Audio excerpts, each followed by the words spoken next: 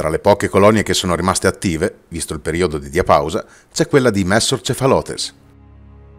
Provenendo dall'Africa, e più precisamente da un'area che comprende l'Etiopia, il Kenya e la Tanzania, è abbastanza facile intuire che questa specie non effettua la diapausa.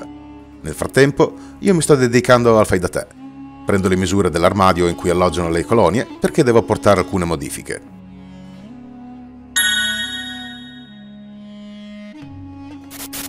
Questa giovane colonia, visto il luogo di provenienza, avrà bisogno di restare ad una temperatura costante di circa 26 gradi.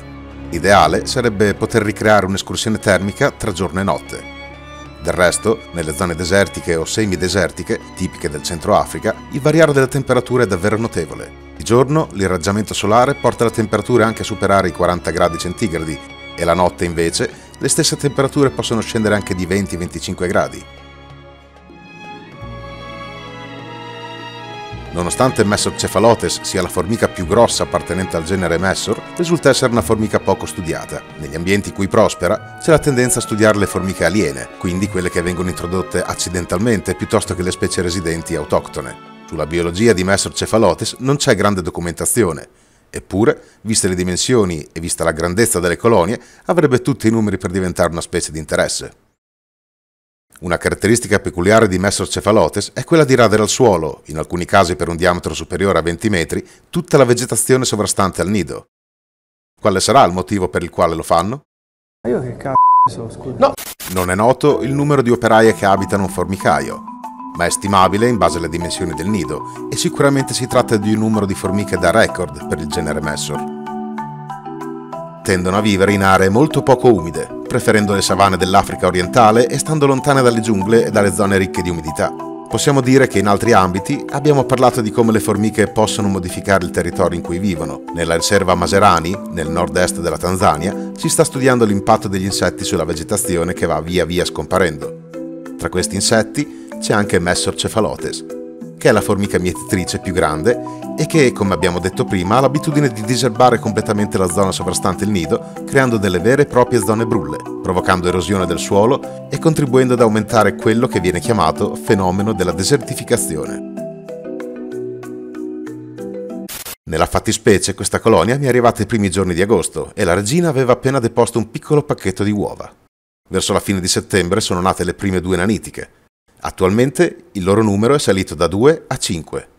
Sì, sono lente come la e per fare in modo che la colonia continui a crescere devo spostarli in un ambiente con la temperatura adeguata.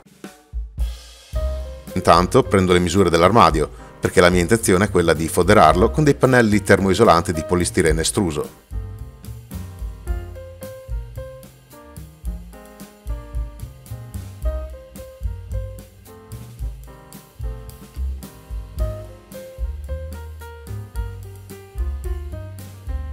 Taglio i pannelli a misura e li inserisco sul ripiano dell'armadio, senza usare colle o chiodi.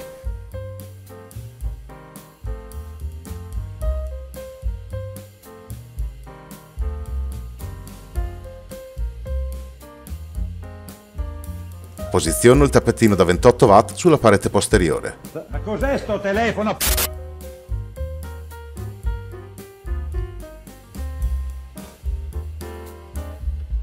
Con la chiusura delle ante dell'armadio e un ulteriore pannello a chiudere la parte frontale, riesco a mantenere una temperatura di circa 28 gradi, perfetta per le mie colonie esotiche. Ho optato per questa scelta visto che in questo armadio ci tengo tutte le mie colonie, quindi ho dovuto creare una piccola incubatrice in uno dei ripiani appositamente per quelle formiche che non fanno diapausa, in modo da mantenere al fresco tutte le altre. Ne approfitto per fare un annuncio che riguarda la community. Dopo una lunga discussione di quasi 30 secondi con gli admin, abbiamo deciso di chiudere il forum di Enzab. Questa decisione è stata presa in quanto, senza girarci troppo attorno, non viene utilizzato.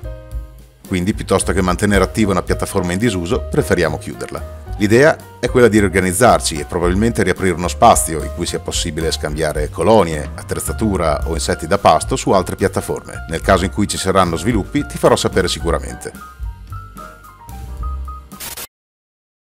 Mentre giravo le riprese ho aperto la provetta per dare loro qualche seme e qualche operaia ha pensato di farsi un giretto sul tavolo.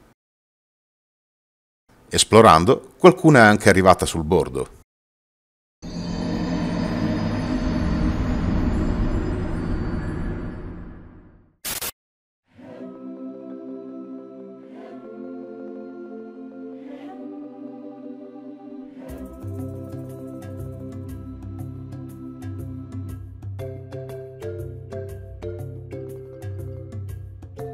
Per il momento si parte dalle basi. Genere Messor, quindi claustro in provetta e dieta carnivora, che vuol dire prevalentemente semi schiacciati, qualche proteina sotto forma di insetti e saltuariamente carboidrati liquidi.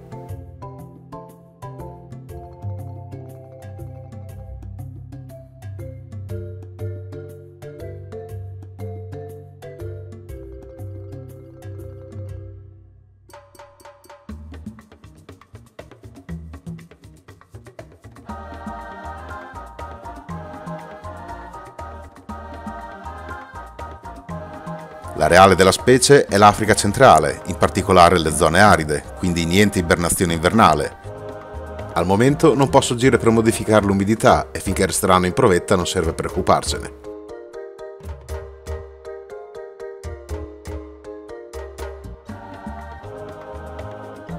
Ringrazio Gabriele per i feeder in PLA che ci ha regalato dentro Modena, sono davvero comodi.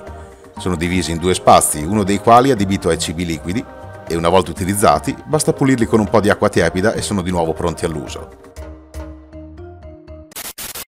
Le nostre conoscenze su questa specie purtroppo sono molto limitate. In rete si trova qualche paper, ma la maggior parte sono risalenti agli anni 20 del secolo scorso, quasi tutti in lingua francese.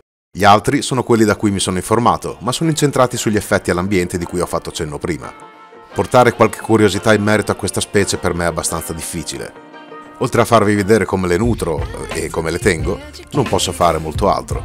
Basti dire che nemmeno Wilson le nomina molto nei suoi scritti. Beh, vorrà dire che è una specie che scopriremo insieme. Se il video ti è piaciuto lasciami il tuo like ed iscriviti al canale. Se hai qualche domanda scrivimi qui nei commenti o iscriviti al nostro gruppo Facebook. Grazie per la visione e al prossimo video.